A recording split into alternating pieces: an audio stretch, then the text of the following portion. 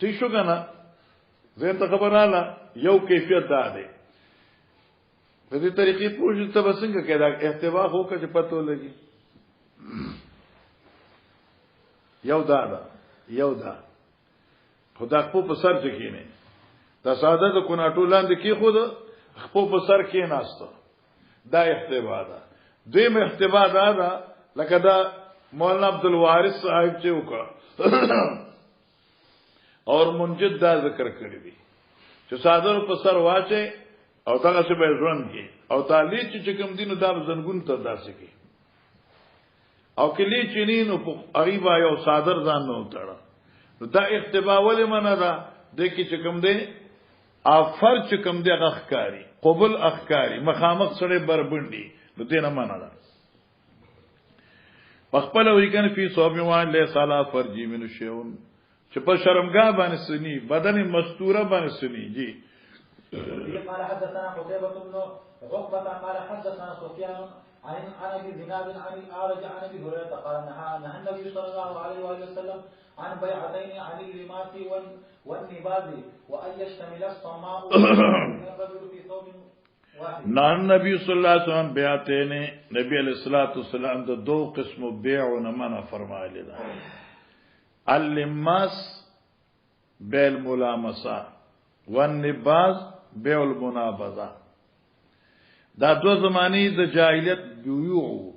او دا منع وی لماس لمس نو لمس دالک دو قانون پراتی دی او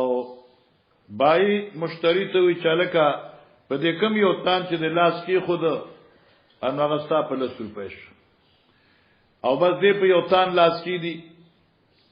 بس دا ستاشه او ځننه کې دا تان ډډ دی خالی دی منګکان خړل دار څه چي دی بس دا دې بیا شو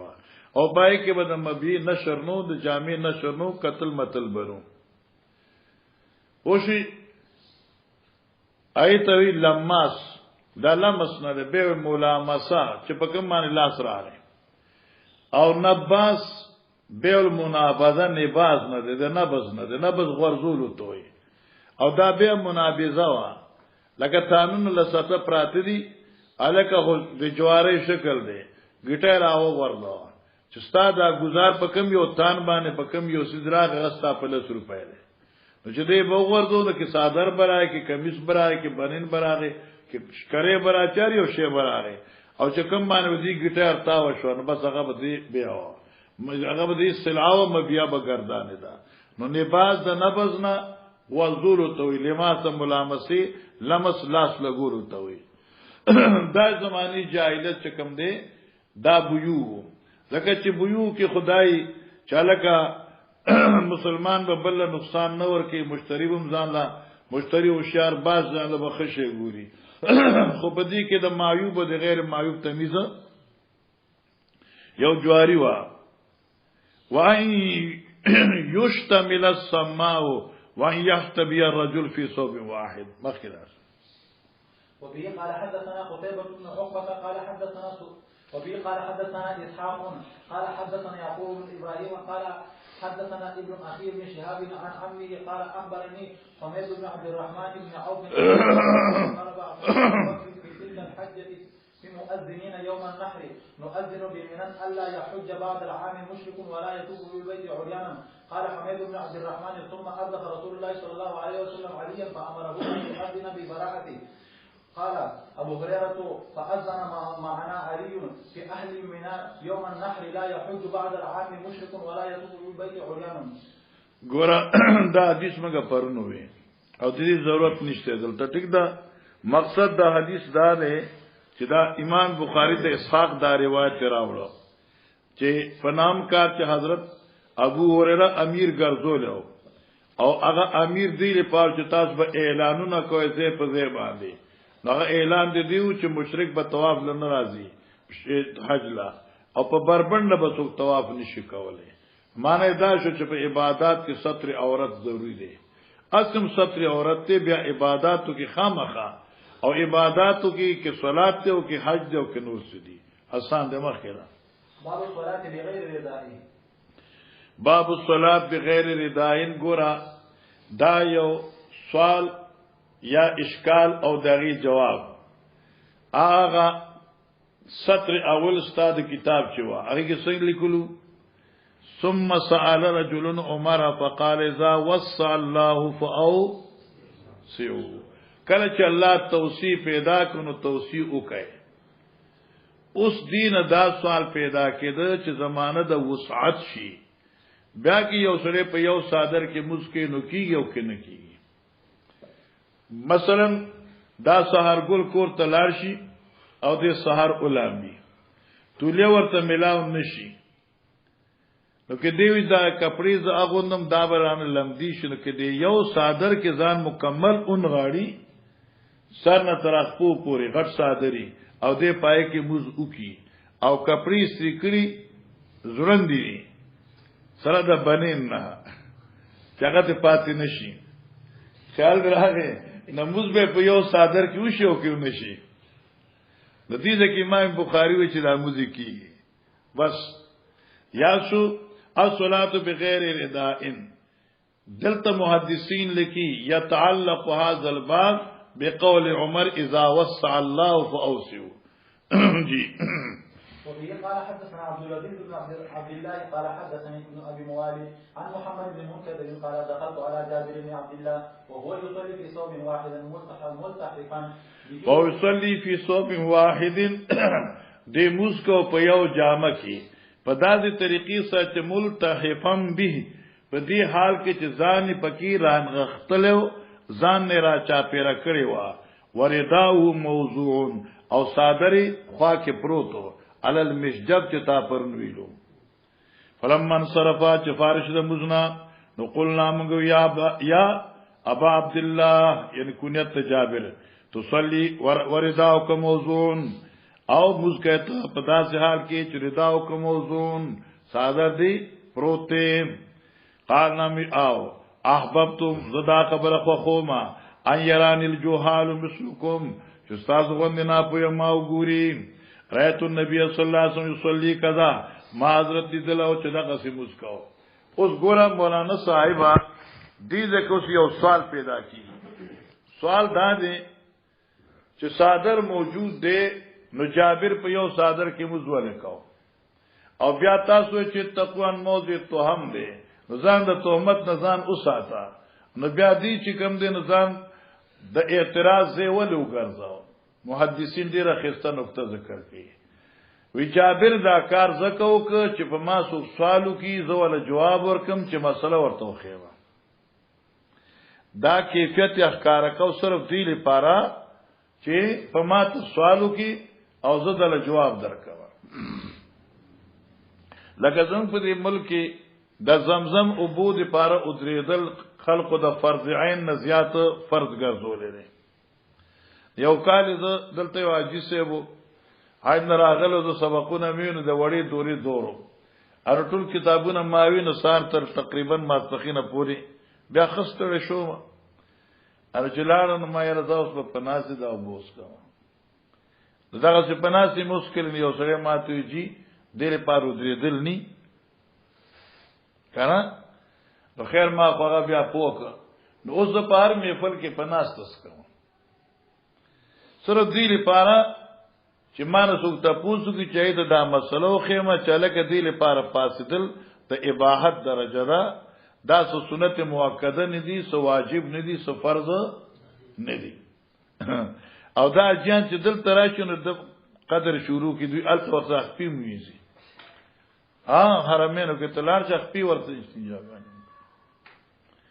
سخل ورته مري سیوا استنجا ورته نو الته دوی د زمزم د داسې بیا قدر نه کوي خودلته چرایشي نو کله کله داسې چې د مسلې د افهام او تفهیم په غرض باندې چې یو عالم یو کارو کې نو دا جایز دی جی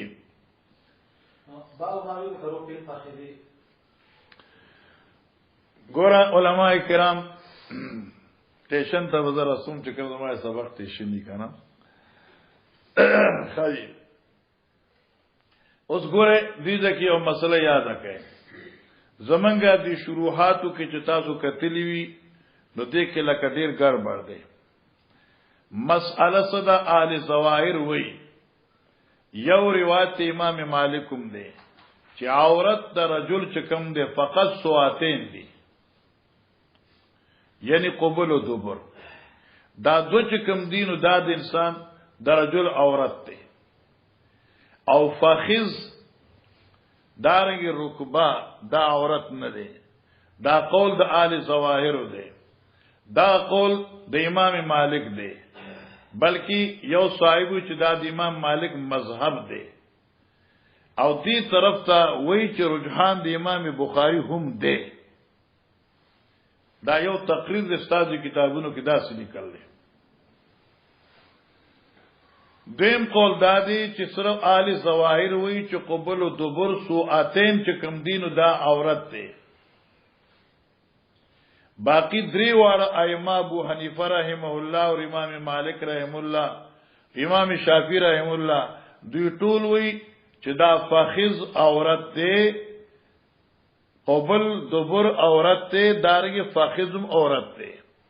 البته امام شافعی سے و د احناف اختلاف دی. منګوي چې من السرۃ الى الركبه، نو سره د عورتنا ماورا او رکبه په عورت کې داخل. امام شافعی سے وی چې رکبه په عورت کې داخله نه ده، لکه چې سره داخله نه ده. نو من سره الى رکبه نو غایب مغیا او کې دواړو ځینو کې داخلي نه دي، نامن لاندې او د زنګون نه باندې، لہذا فخذ عورت دی. دا قول محقق دی. عند الکل صاحب تحقیق دغه قول ذکر کړي، علماء تحقیق دغه قول ذکر کړي چې دا فخذ عورت دی اور قبل دبر عورت دی. البته رکبه اور سرہ دی کی اختلاف دی. بیا مشهور قول زمونږ دغه دی، امام مالک هم دغه رائے ده، امام بخاری هم دغه رائے ده. اگر چې د انس رواج ذکر کړي او دانګ د جرحد رواج ذکر کړي، بیا په دې دوه روایتو کې داسې یو مجهول صيغه راوړي او بیا د احوت د انس روایت احوت وایي. دې کوم اشاره ده چې فاحز عورت دی. دویمه خبره چې مولانا سندی رحم الله علیه کله داغه څنګه ده. امام سندی وایي چې لکه امام بخاری داخی چې فاحزم عورت دی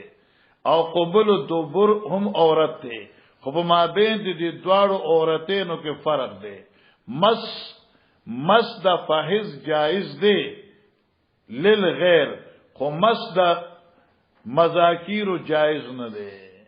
معنی کې ستا پتون باندې څوک زور کوي او پتون باندې څوک لاسک دی نو منع نه ده.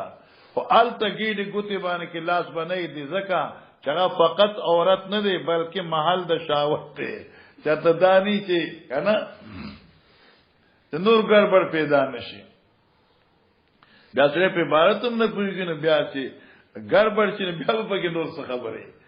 دې لپاره هغه عورت دی. او فرق دا دی چې قبل و دبر ته رؤیتم حرام دی د غیر، نو مسم د غیر حرام دی. واما فحز رؤیت الغیر حرام ومس غیر حرام. دا فرمان پوښوي دا د عبد الله سندي قول دی. دا یاد کا باب ما یذکر من الفائز فبعد پتون. قال ابو عبد الله امام بخاری وی ويروى عن ابن عباس، او روایت نقل کړی شوی دی د ابن عباس ابن او د جرحدنا او د محمد ابن جاشنا ان النبي صلی الله علیه وسلم الفاحز عورتن، چې فاحز عورت ته ګور علماء کرام یذکر فی الفاحز ذکر کړ دے، دا مجهول ده. دا ولی زکه چې دا کونیت تفاحز چې عورت دی، دا قول بقول د علماء عند امام البخاری مرجوح دی. لکه چې امام بخاری وی چې فاحز عورت نه دی، اور دې روایت راوړي چې پیغمبر اسلام په سورلې سور او د پیغمبر اسلام فخذ بربند شو. نو که چېرې دا عورت نو څنګه بربند شو،